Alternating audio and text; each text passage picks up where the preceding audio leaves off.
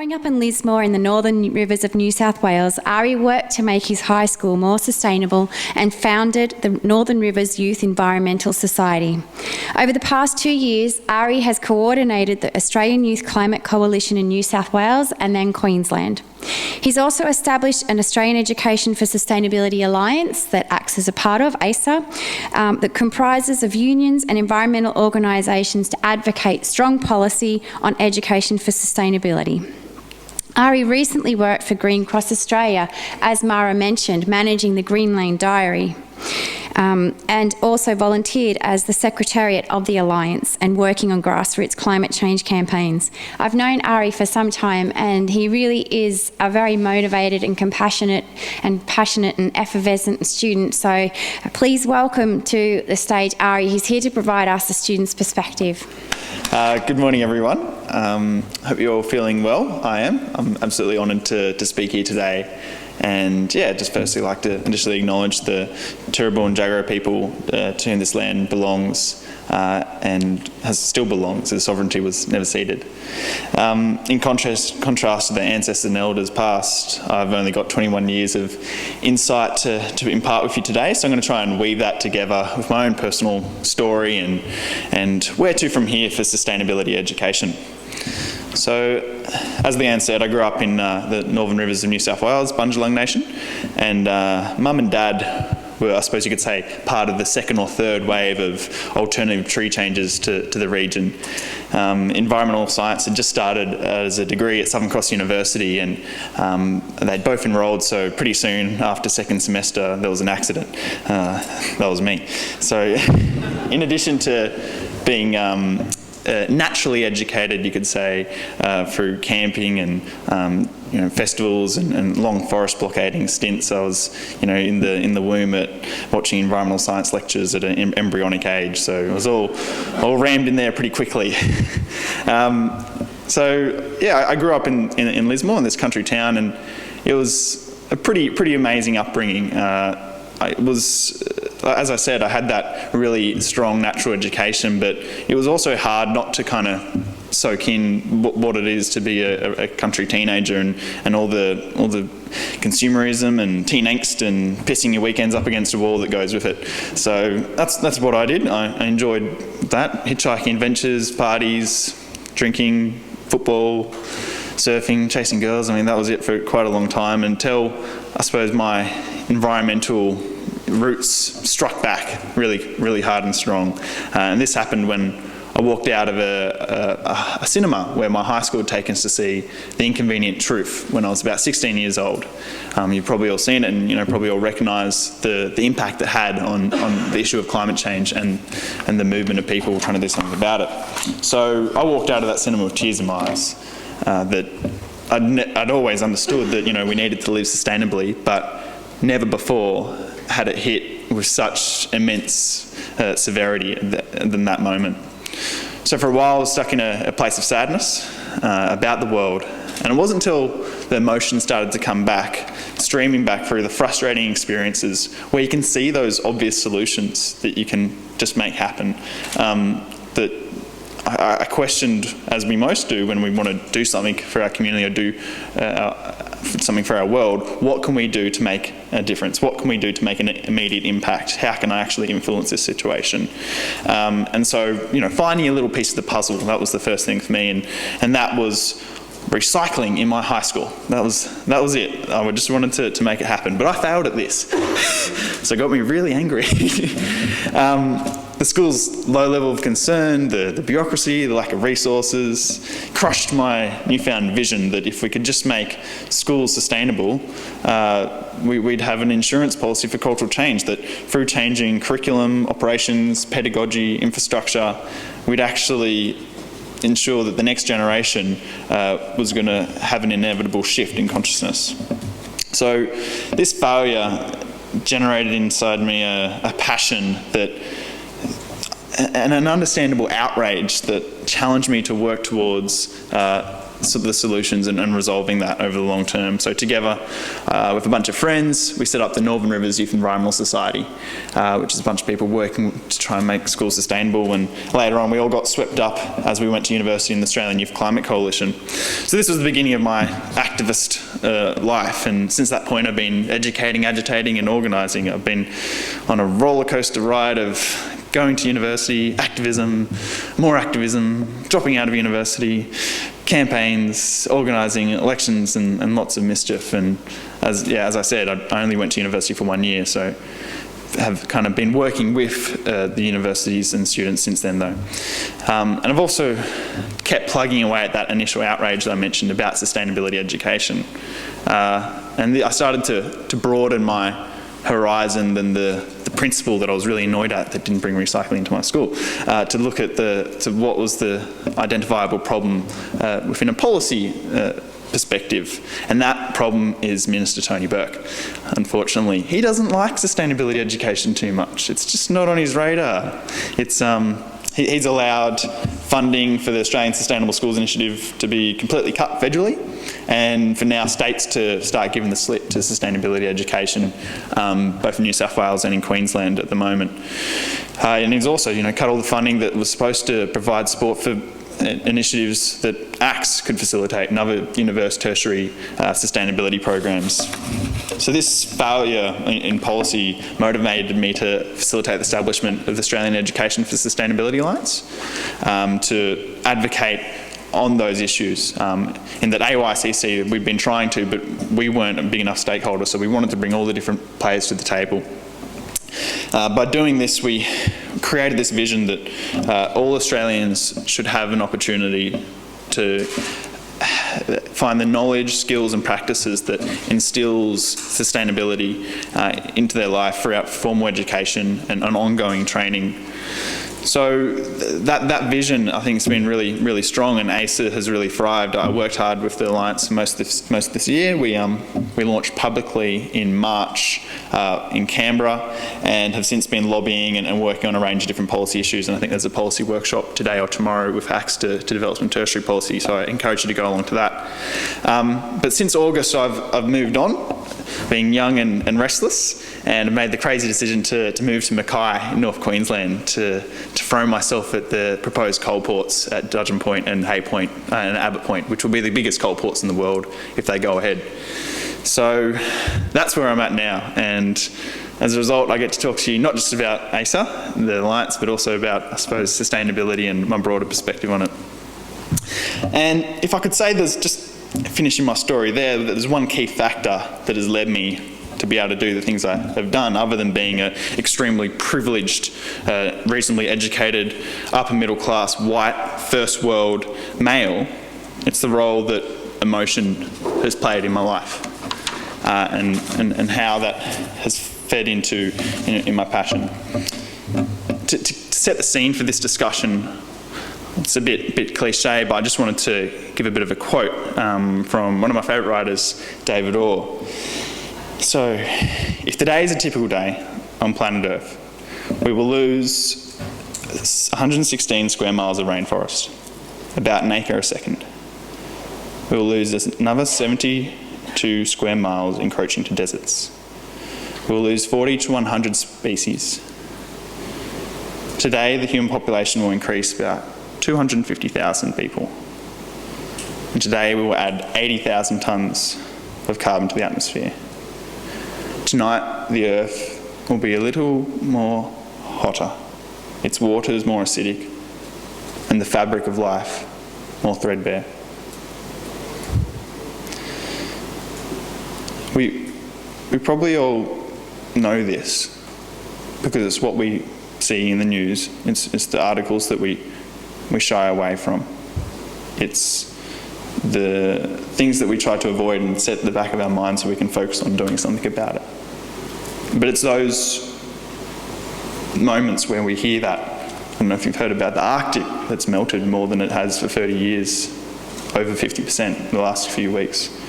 That you start to ask those questions, that it's too late to avoid the tipping points of climate change, and that our long-term prospects as a civilization are finished. And so such thoughts start to conjure up emotions, as I mentioned, of fear, of anger, of sadness, of emptiness. Emotions that, to me, our society has very much taught us to suppress through retail therapy and the social dislocation, competition, and the consumer brainwashing that has taken place.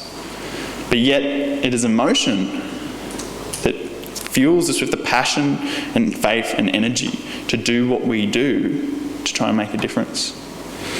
So the most important thing that I brought to my work is that passion and emotion. Because above all, I believe that our culture lacks the feeling and emotional sensitivity that is required to truly feel the carnage of our world and act in accordance with the strength of those emotions. So my upbringing taught me that listening and hearing the earth crying was one of the most motivating and empowering things you could do. Only then can you accept and come to terms with the pain that exists in our world. And by doing this, feel confident in dedicating your life to seeing the situation, but not just as a crisis, but as a crisis opportunity with an abundance of possibilities and hope. So to me, it has become obvious that, like the rest of the Western world, our education system and our universities have been built on this premise that structured, insentient, and rational thought is what should govern our society. The feeling, emotion, and deep sensitivity has been left behind, along with the wisdom of Indigenous people that knew the values of such important emotions to a sustainable existence. So this fatal imbalance is at the core of the failure of our education sector in general, and is the reason the education system does not reflect an understanding of the magnitude of change required for true sustainability, the reason why it fails to come to terms with the need to redesign all of our professions within this new context of our place within the planetary system, that we need to redirect the design of everything we do to value the future. We can start moving towards a new type of design thinking in no better place than our education system. Redesigning the way the world works is a challenge that is stretching to almost every academic discipline, yet we still do not have a common and public narrative that clearly articulates why and how the redesign approach is necessary to solve the problems we face.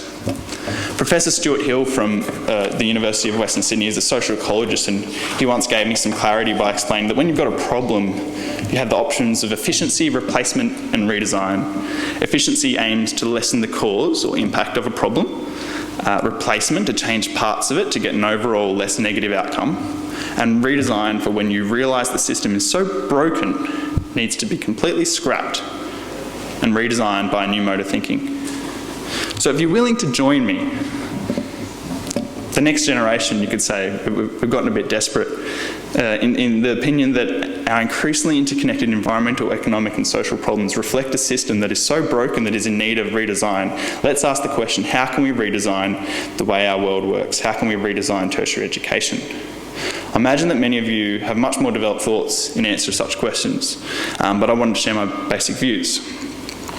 Firstly, that there is an urgent need to decentralise the institutional, social and power structures of higher education that have created silos of thought and experience. This means that we must lessen the heavy hand of government and corporations that influence the education system and reintegrate learning into the everyday world of communities and workplaces. Secondly, that we can achieve a better balance by creating more horizontal and holistic networks and systems that will allow the education system to become a more organic process. That by building such alternative structures requires us to energise our sense of popular agency through collaborative problem solving, social learning, participative democracy that create collective responsibility. Such collaborations can alter the narrow and traditional intellectual approach that has insufficient breadth and depth to deal with the complexity and speed of the world today, transforming it into a new culture of deep, slow and long-term thought and memory. And finally, that this new culture of thought needs to be focused on an ever-evolving dialogue that is insistent on seeking truth, of radical creativity that breaks down the disease of ingrained ideology. Sounds a bit idealistic.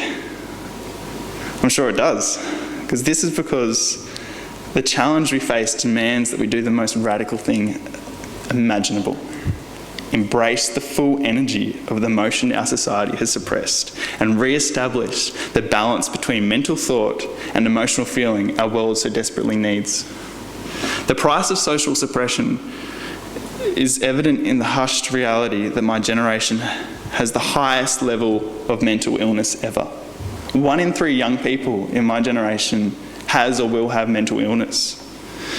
This is because the state of our lives in the world is so stressed, and to me is undeniable proof that we're in an emotional crisis, and that only by dealing with the crisopportunity at hand can we have the courage to instigate the change it demands. If we don't fully embrace the severity, we won't act in proportion, leaving the denialism of the business as usual paradigm to continue. So how can we do this in our work? We can help students embrace the crisopportunity by emotionally supporting them through real-life learning experiences that juxtapose the severity of the problems and the creative brilliance they can unleash as solutions.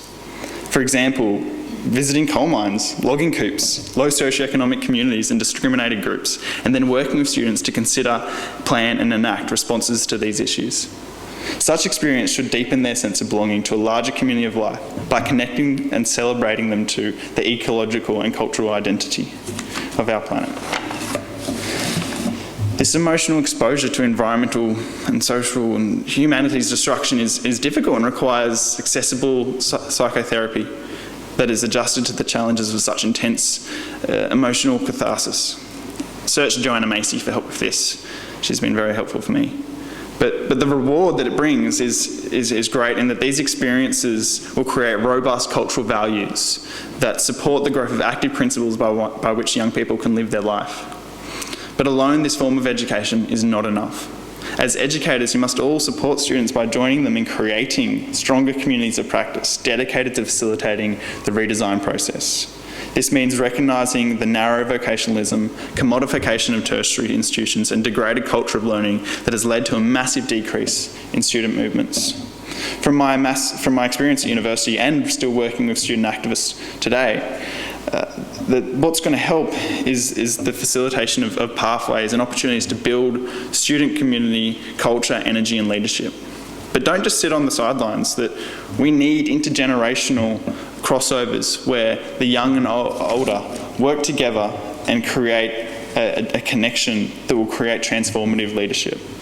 By doing this, we can shift towards an enlivened social engagement that reflects the nature of the issues we face, and by building inclusive dialogue and collaborative relationships.